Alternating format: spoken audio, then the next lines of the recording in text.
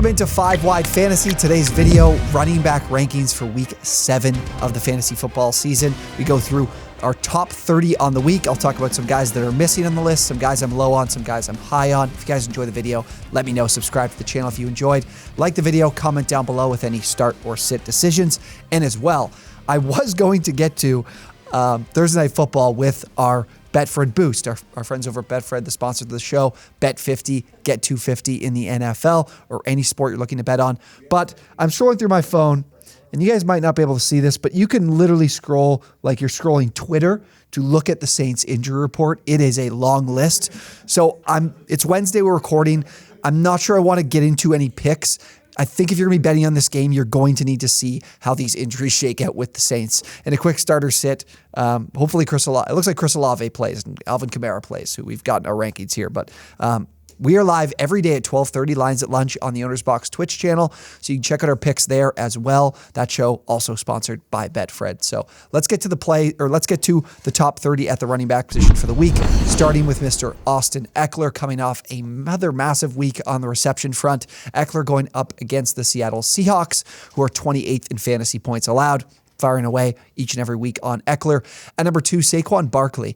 Barkley in a matchup with the Jags, who are a pretty respectable run defense, but are 24th in fantasy points allowed to the position. And a lot of that comes down to what they allow reception-wise. Perfect for Barkley. 7.8 receptions the Jaguars allow to running backs per game. That is a significant number, and Barkley in that workload, a great play this week. Alvin Kamara, going against the Cardinals, is in at number 3. The Cardinals have the 26th ranked run defense. And important thing to note here for Kamara's workload is, of course, the injuries at both quarterback, wide receiver, but as well, the Cardinals are one of the slowest teams when it comes to the first half. They do not score. They do not get out to a lead. So if the Saints are nursing a lead in this game, they're likely to be running the football, and that is going to be the huge benefit for Kamara.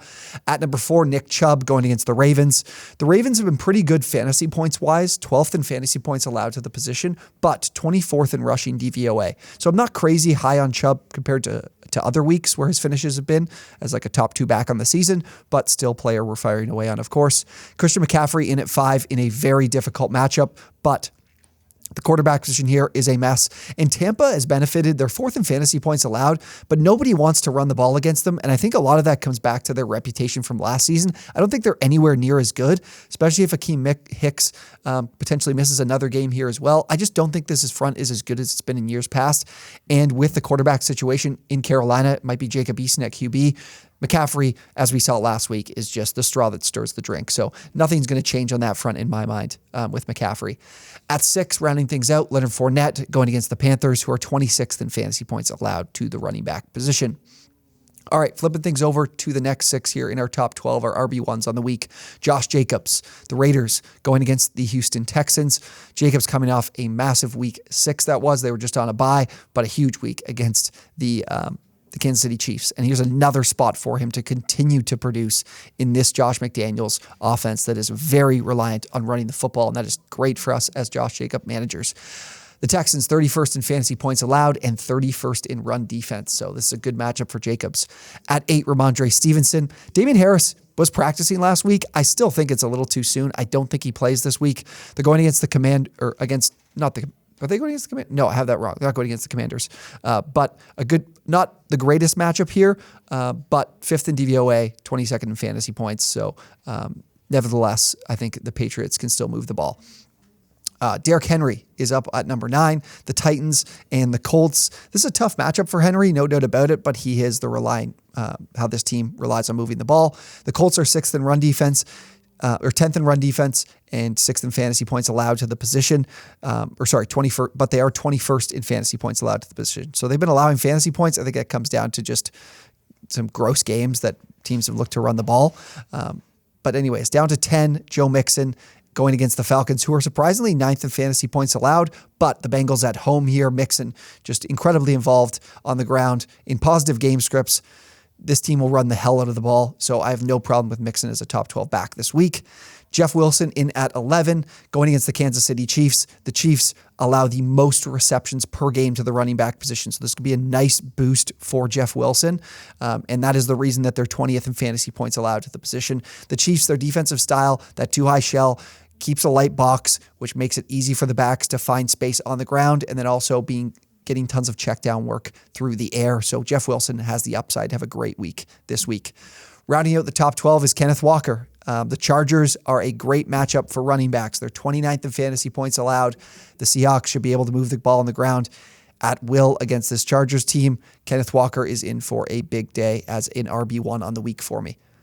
All right, next 6, Breece Hall in at 13. The Broncos are a team that are from the stat-wise, are very good against opposing running backs. They're 8th in fantasy points allowed. But as we saw last week with Austin Eckler, another team that plays, I think they actually play the most too high shell in the NFL.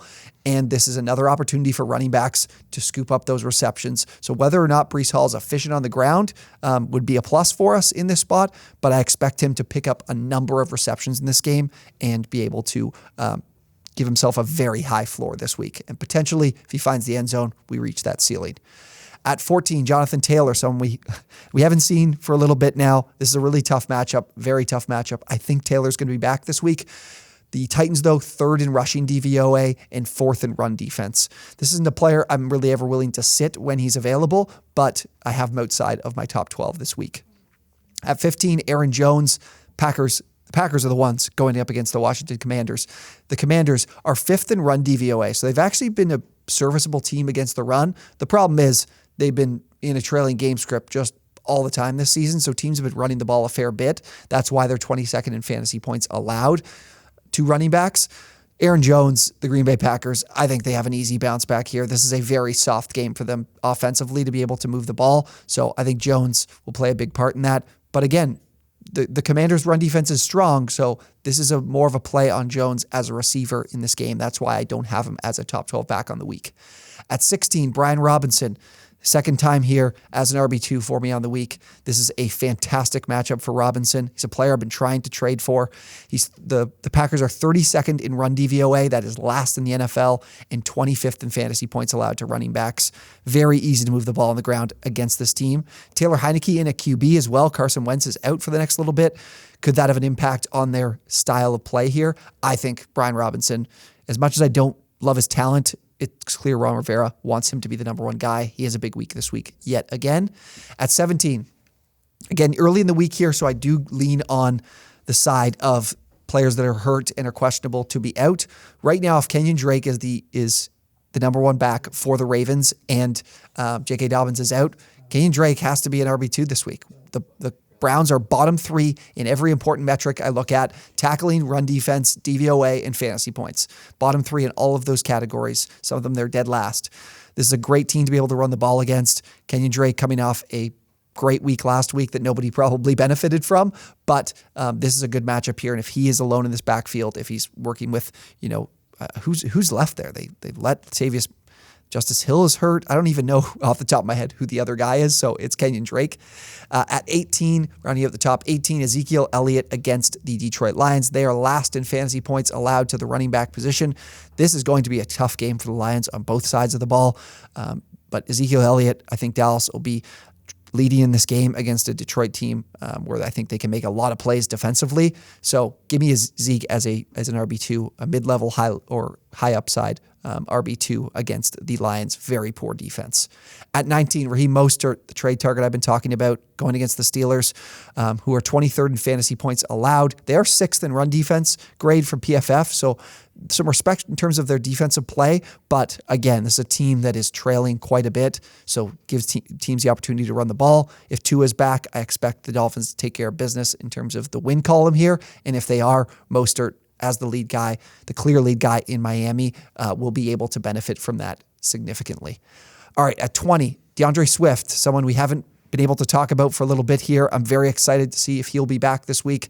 I'm skeptical though, so I have him outside the top 20. If he does play, his upside I think is a bit limited, especially with Jamal Williams stealing some of those goal line carries. And against the Cowboys, who are 6th in fantasy points allowed to the position, but 27th in run defense. So this is a matchup that will be tough for Swift if he's available. He hasn't practiced yet, so there's a chance he's not available. If it's just Jamal Williams, this is probably where I'd have Jamal Williams as a top 20 back on the week. At 21, Dameon Pierce going against the Raiders. Not a lot to get into. Pierce, kind of getting that all-encompassing role here in Houston. This is where I would have him in an average game, and the Raiders are just about above average in all of the major categories that I pay attention to. So a serviceable matchup for Pierce. How competitive is this Houston team off a bye? How well prepared are they off a bye? And as well, coming off a bye with a guy that's had a pretty solid start to the year, we could see more designed play calling and emphasis on getting Dameon Pierce the ball. So top 24 option for me this week. Travis Etienne. I've been going back and forth on this, where I want to have him and James Robinson, but Etienne has had more snaps, more touches the last few weeks here. I'm putting Etienne ahead in my rankings, but this is a Giants team that is bad against the run, 28th in DVOA, but from a fantasy points perspective, they actually allow the least amount of receptions to running backs. So even though I think this is a matchup that the Jaguars can score in, I am a little bit worried about whether or not either one of these guys have high upside because of that little stat there. So I do have Etienne as a guy you want to play this week, but he's not someone I'm very, very high on or see a ton of upside with. 23, Tony Pollard. We're still in this, ham and egg situation with Ezekiel Elliott. He's got the edge, but Tony Pollard going against a team that allows the most fantasy points to running backs. There's no way you can't play him this week. All right, 24, Najee Harris to round things out in our top 24. He's going up against the Dolphins, who have the third best run defense grade and the seventh best run DVOA grade. So this is a very tough matchup for Harris. It's one where I think the Steelers will need to be looking more to throw the football. And with all of these options they have in the pass game, it doesn't matter whether it's Kenny Pickett or Mitch Trubisky. It looks like it'll be Trubisky, but either one at quarterback doesn't seem to be targeting him enough. That makes him in a tough matchup, a low-end RB2, high-end RB3 in my mind. At 25, David Montgomery going against the Patriots. That's who I mentioned earlier with Ramondre Stevenson.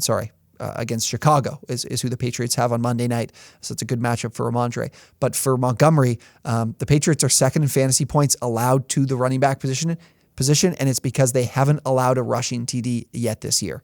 And this is a Chicago team that's very reliant on moving the ball on the ground, but the Patriots do not allow teams to get in the end zone and are very good in the red zone against the run. So tough matchup here for Montgomery. He's someone I'm trying not to play, especially with how much better Khalil Herbert's been between the two of them. At 26, Clyde Edwards-Helaire going against the Niners. The Niners are the best run defense in the NFL, first in DVOA, first in fantasy points allowed. This is a very tough matchup for Clyde. I did see that the Niners do give up a decent amount of receptions to the running back position, so that's where we can hopefully find some upside with Helaire, but McKinnon's involved in that part of their game as well, so that makes things a little bit more tough for him. At 27, A.J. Dillon, the Commanders we talked about earlier, allowing fantasy points 22nd, but do have a respectable run defense, and that's what Dillon does. Dillon is their better option on the ground. So what we need here is a touchdown for Dillon to return some good value this week. He could do that because I think the Packers will be able to move the ball up and down the field. I think that, bouncing back after a bad loss last week, this is a time where A.J. Dillon could find the end zone, but making that type of prediction is a little bit tougher in this type of matchup because I do think the Commanders' run defense is respectable. 28, Kareem Hunt going against the Ravens. We talked about that. The Ravens actually are a team that do allow a good amount of receptions, 6.8 receptions per game to the running back position. I think that makes Hunt still that RB3 flex type play. I think he's a guy you can start. The Ravens haven't allowed a lot of fantasy points to running backs, but haven't been great against the run. So it makes Hunt a decent play this week in my mind. All right, 29. Let's go. Let's get to the Broncos, right? The guys that Tyler said not to add a couple weeks ago. I don't know what to do with this Denver Broncos team on the ground. I have Latavius Murray as my running back 29. Melvin Gordon just was kept out of the game for the entire second half.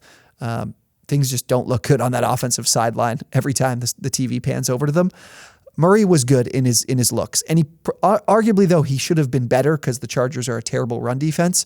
Going against the Jets, who are above average, kind of like the Raiders in every one of the important categories. So this is a pretty neutral matchup for him. But can Denver find some success offensively? I think this will be a tight game, just like any Broncos game has been this season. It makes Murray, in my mind, a risky RB3, flex option. I'd probably rather look at the wide receiver position because Latavius Murray is not a guy I don't think that's going to pick up much receptions. I think that's Mike Boone's role. So his cap is his floor is very, very low. And we just don't know what will happen if maybe Melvin Gordon figures things out. We have a nice team meeting here with Nathaniel Hackett and something changes. At 30, rounding things out, James Robinson. I mentioned it earlier. This is an opportunity for Robinson to be able to move the ball on the ground because they're 28th in rushing DVOA, the Giants are, but his role is starting to change, and ETN has looked more explosive and better on the ground. So I still have a bit here in the fact thinking that Robinson could be a potential good play here just because of that defense, and he could be a little bit more efficient, and maybe he hasn't completely lost his role, so he's still a top 30 guy for me. All right, players that are out, players that missed my top 30. Gibson, guy in a great matchup, just like Brian Robinson. If you're battling the bye weeks, I think you could potentially play him because he has been good. He's been good. He was good last week against the Bears, but it doesn't seem like he's in good favor with Ron Rivera with this offense, so he's a risky play.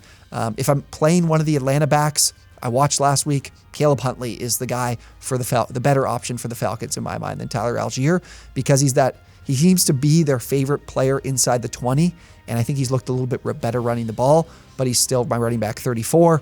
Eno Benjamin, Jamal Williams just missed out, my 31 and 32. Benjamin, even if he's the number one option, man, the Saints are a tough team to play against. They're 10th in fantasy points allowed to running backs. And then Williams, this is another tough matchup that if he's splitting with DeAndre Swift, I'm not looking to play him against a really good Cowboys defense. All right, that is our top 30 on the week. Again, if you guys are new, subscribe to the channel if you enjoyed. Like the video, comment down below with any questions you have at the running back position. And of course, go check out our friends over at Betfred. Bet 50, get 250. That link is down below in the description. Thank you guys for watching, and we'll see you next time.